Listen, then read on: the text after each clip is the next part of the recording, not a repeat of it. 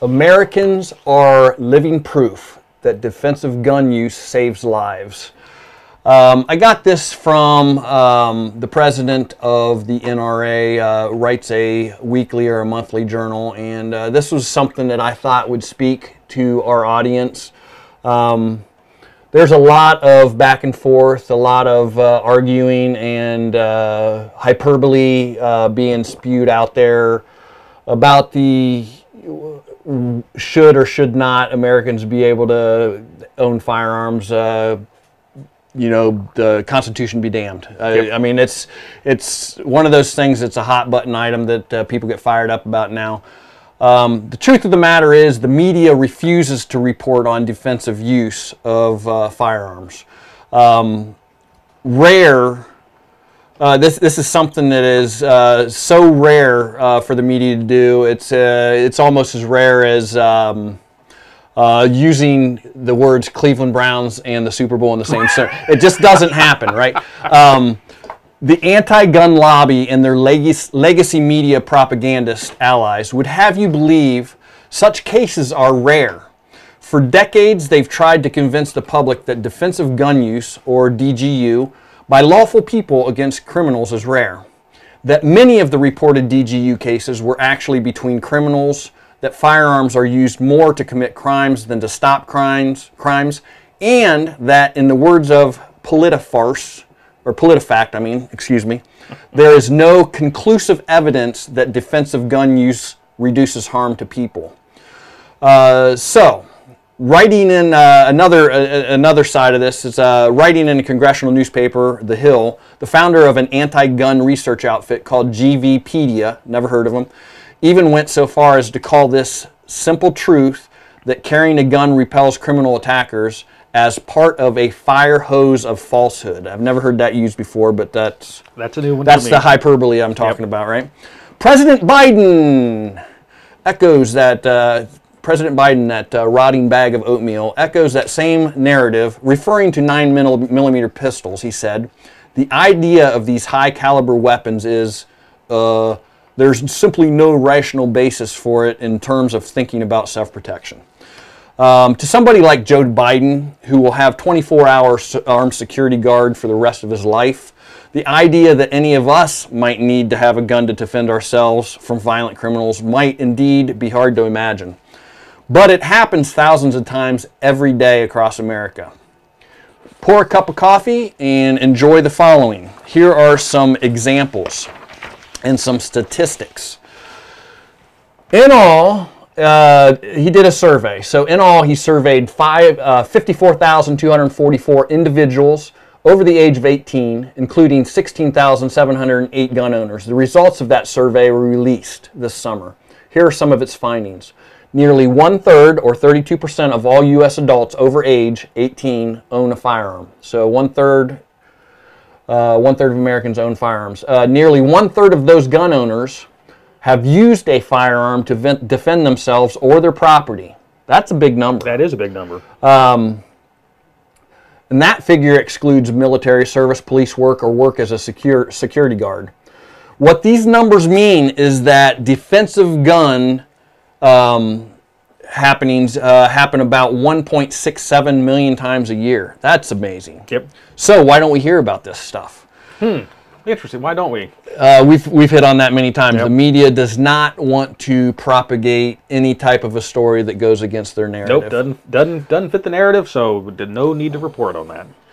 And another thing we've mentioned before, if it bleeds, it leads. So mainly because in these DGUs, the vast majority of the cases, 82% of them, nobody was shot, no one gets injured, and in fact, no shots were fired at all. Thus, the police never even hear about it. In other words, all it takes is a mere display or mention of a firearm to make assailants seek easier victims. According to the study, nearly 21 million Americans carry handguns in public, thanks to right-to-carry laws, and those laws undoubtedly save lives. About 3/4 of those 1.67 million DGUs per year occur outside the home. Actually giving some credence to the whole concealed carry movement. And despite President Biden's bluster about no rational basis, the fact is that nearly half of all gun owners, 48% report owning ammunition magazines that hold more than 10 rounds. No. Except in California. I mean, California brought that number way down, but nearly 1 in 3 gun owners, 30%, have owned an AR-15 or similar rifle. Maybe the reason so many Americans choose such firearms for personal protection is because, as this largest ever survey found, more than half of all DGUs involved more than one assailant.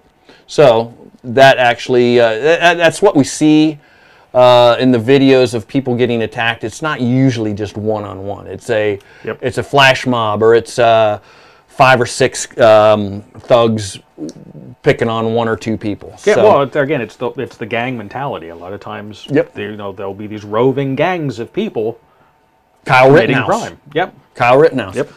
So now the gun lobby, or the gun ban lobby, can call these findings a fire hose of falsehoods all they like. But the reality is that these figures all track closely with similar research done by the United States back 30 years, ranging from Gallup and Pew researchers.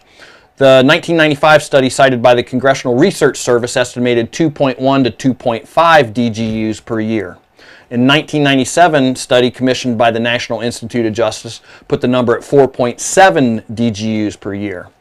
Even a study ordered by the anti-gun Obama administration concluded that almost all national survey estimates indicate that defensive gun uses by victims are at least as common as offenses used by criminals, with estimates of annual uses ranging from about 500,000 to more than 3 million. So that's coming from Obama himself. So when you hear somebody parrot all the media's talking points, their lies about how guns cause crime and it's the gun's fault, set them straight with the truth. I've given you some facts right there. Surveys, history, evidence. Use it, and use it often. And one thing I want to point out too is you mentioned defensive gun use. Mm-hmm. And you can't also discount the fact that if a criminal element they have a reasonable assumption that a potential target is likely armed, right? It might actually stop that target from ever becoming a target. That's right. So that's actually a defensive gun use with the person or the potential victim not even aware that a crime was about to occur.